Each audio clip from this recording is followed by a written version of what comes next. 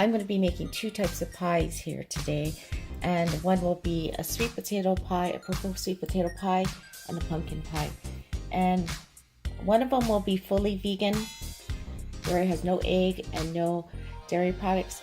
The other one, I forgot to get vegan butter, so I will have to use regular butter for that, which I didn't want to do. I forgot at the store to get that.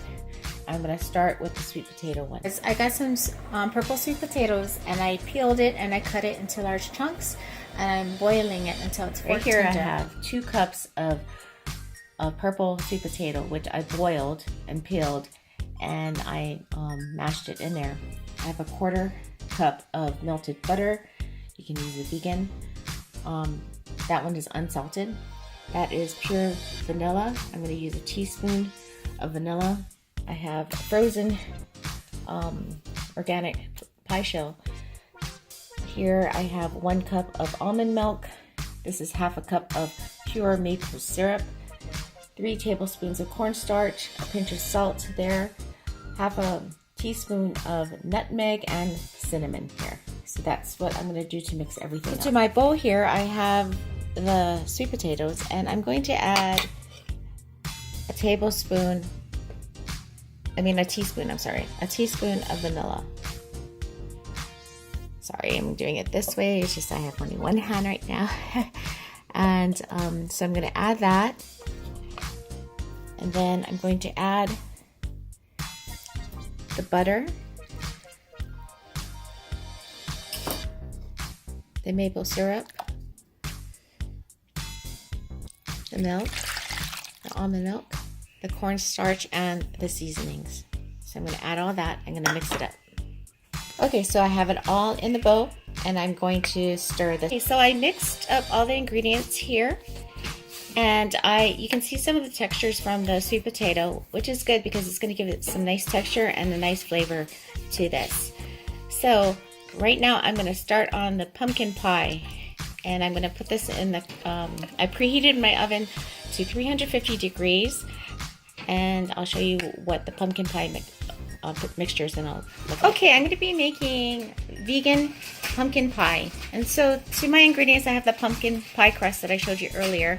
I'm going to add a teaspoon of vanilla, a can of pumpkin puree, a 1/2 cup of vanilla almond milk, or you can use unsweetened almond milk. I have here 1.5 tablespoons of cornstarch, a tablespoon of mochiko rice flour because I ran out of cornstarch. I have to this a quarter teaspoon of sea salt, ground ginger, nutmeg, and cinnamon. Over here I have 3 tablespoons of pure maple syrup and a 1/4 cup of brown sugar. So I'm going to mix all of that up right now.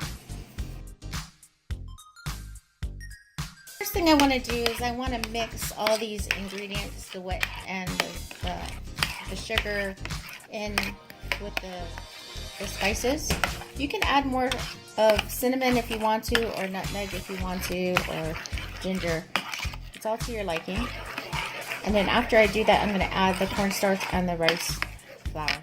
So I'm going to mix that up. Oh, I have to add my vanilla right now. The next thing I'm doing is I'm adding the cornstarch and the rice flour to this. Because there's no eggs, the cornstarch is the one that's gonna bind the pie together. So I'm gonna mix that until it's mixed thoroughly, and there's no clumps of cornstarch. That's mixed up really well, and I'm going to be putting it into the pie crust. This is a pre-frozen pie crust. Unfortunately, one of my pie crusts broke here, and hopefully that will stick together. So I'm just gonna place the pumpkin and the sweet potato into the pies.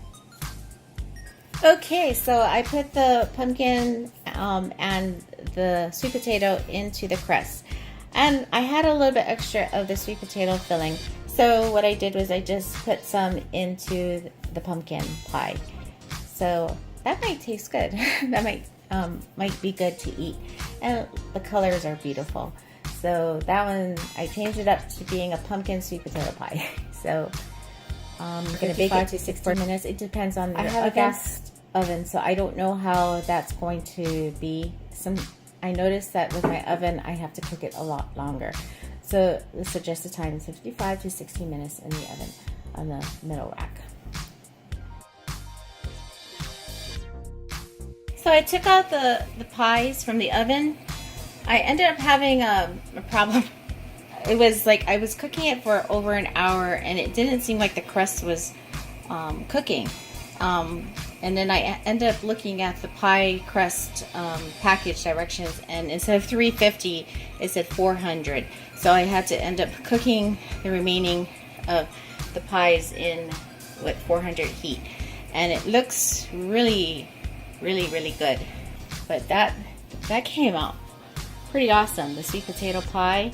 And then this one I had the pumpkin pie, and it has some remaining of that pumpkin pie in there, the sweet potato pie, and I just mixed it up with the pumpkin.